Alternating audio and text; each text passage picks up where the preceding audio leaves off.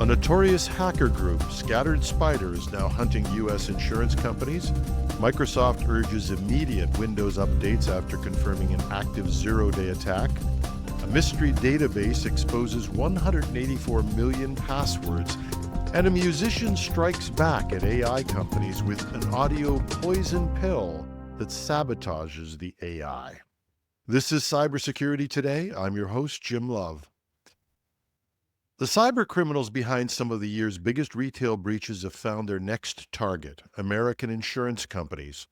Google's threat intelligence team is warning that the notorious Scattered Spider group has shifted focus to the insurance sector after devastating UK retailers.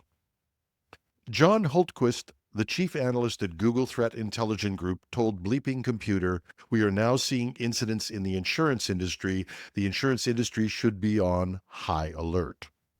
Here's what makes Scattered Spider particularly dangerous. They hunt sector by sector. After systematically targeting UK retailers like Marks & Spencer, Co-op, and Harrods earlier this year, they've now crossed the Atlantic to focus on US insurance firms. The group's signature move is sophisticated social engineering attacks that bypass even mature security programs. They typically target help desk and call center employees using aggressive language and impersonation tactics to trick workers into providing access credentials or resetting authentication. Once inside, Scattered Spider, also known as Octopus, UNC 3944, and several other aliases, deploys ransomware including RansomHub, Keylin, and DragonForce in the final stages of their attacks. Google recommends insurance companies immediately review their help desk authentication procedures, educate employees about social engineering tactics, and implement rigorous identity controls for password resets and multi-factor authentication registration. The sector-focused hunting pattern means this threat is far from random. It's a coordinated campaign targeting an industry that holds a vast amount of sensitive customer data. Microsoft is urging Windows users to install security updates immediately after confirming attackers are actively exploiting a zero-day vulnerability that enables complete system takeover. The company's June Patch Tuesday addresses 66 vulnerabilities, including CVE 2025-33053, a flaw in Windows WebDAV that Microsoft confirms is under active attack. Attackers can execute malicious code when users click on specially crafted URLs. More concerning is CVE 2025-33073, a Windows SMB vulnerability with public proof-of-concept code already available. This flaw allows attackers to gain system-level access over networks without any user interaction, making it especially dangerous, according to security researchers. Both vulnerabilities grant complete control over vulnerable systems.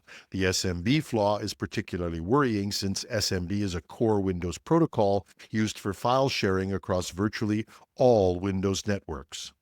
The update package includes 10 critical vulnerabilities total, affecting Windows, SharePoint, and Office applications. Security experts emphasize immediate deployment, given the combination of active exploitation and publicly available attack code.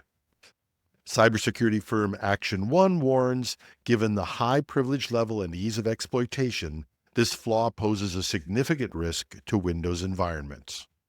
Updates are available through Windows Update for all supported Windows versions, including Windows 10, Windows 11, and Windows Server editions.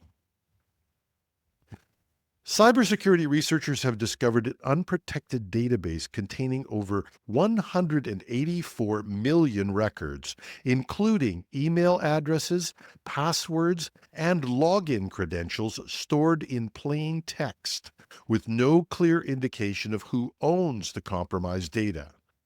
Researcher Jeremiah Fowler found the exposed database in May, revealing credentials tied to major platforms including Apple, Google, Facebook, and Microsoft, along with government and financial services. What makes this breach particularly concerning is the complete lack of identifying information about the database's origin. Fowler told Wired magazine that As far as the risk factor here, this is way bigger than most of the stuff I find, because this is direct access into individual accounts. This is a cyber criminal's dream working list. In a sample of 10,000 records, Fowler identified compromised accounts from Netflix, PayPal, Amazon, and Apple. A keyword search revealed 187 mentions of bank and 57 references to wallet, suggesting extensive financial exposure. And perhaps most alarmingly were 220 email addresses from .gov domains, raising potential national security implications. Unlike typical data breaches where researchers can trace the source through company identifiers or employee records, this database contained no breadcrumbs indicating ownership. The mystery surrounding its origin makes it impossible to notify affected users or assess the full scope of exposure. The breach highlights broader cybersecurity vulnerabilities as attacks become more sophisticated. Security experts recommend immediate password changes, particularly for financial and email accounts. Users should always avoid password reuse across multiple platforms and enable multi-factor authentication wherever it's available. Credit monitoring services suggest freezing credit files with all three major bureaus as an additional protective measure. The timing of this discovery underscores growing concerns about data security as cybercriminals increasingly target large-scale credential databases for identity theft and financial fraud. Now, I normally don't do much cross-posting between our tech news podcast #trending, but this story has some implications we might want to start to think about. And as many of you might know, I'm also a musician, so it has an incredible interest as well. A professional musician who stopped releasing music after AI companies scraped his work without permission has developed a technological weapon to fight back. And he's not just protecting his own tracks. Beardley Jordan, who says he made a living as an independent musician for 25 years and watched tech companies train models on his copyrighted music and then generate inferior versions associated with his name, has responded by creating Poisonify, an encoding method that not only makes music untrainable by AI, but actively degrades entire data sets. The technology works by embedding adversarial noise that's inaudible to humans, but catastrophic for machine learning algorithms.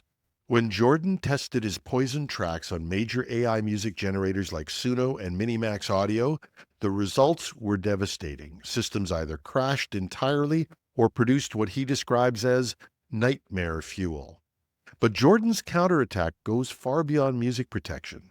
His demonstrations show that the same techniques can hijack voice assistants, making them respond to phantom commands hidden in classical music, or at one point, tricking content classification systems into believing that explicit audio, and explicit is exactly what you think it is Christian folk music. Working with the University of Tennessee researchers, Jordan combined his approach with Harmony Cloak, another sabotage method that breaks AI's ability to detect melody and rhythm. The combination creates a feedback loop that makes AI models progressively worse at their jobs.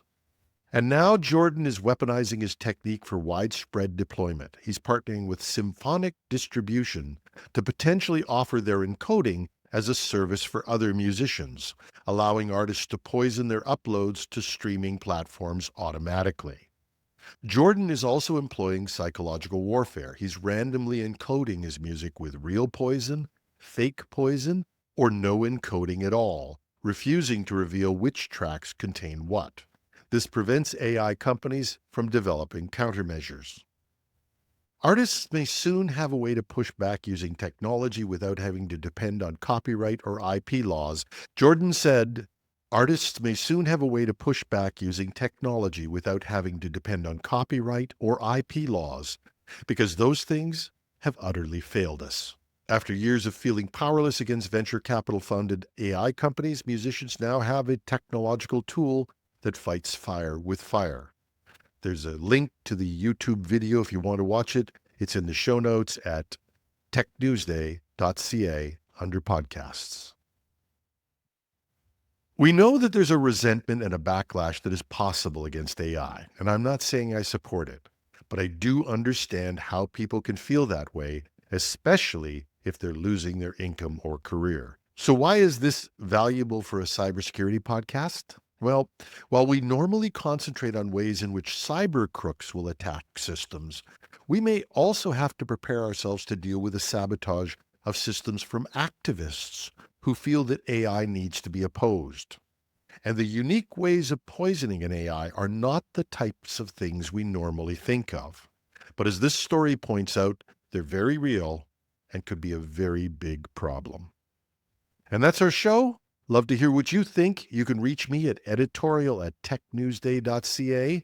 Or if you're watching this on YouTube, no need to poison anything. You can just drop a message into the comments. I'm your host, Jim Love. Thanks for listening. If you like the podcast, please tell a friend, send them a copy. And if you'd like to support the podcast, you can go to buymeacoffee.com/techpodcast. That's buymeacoffee.com/techpodcast. And, well, buy me a coffee. I'm your host, Jim Love. Thanks for listening.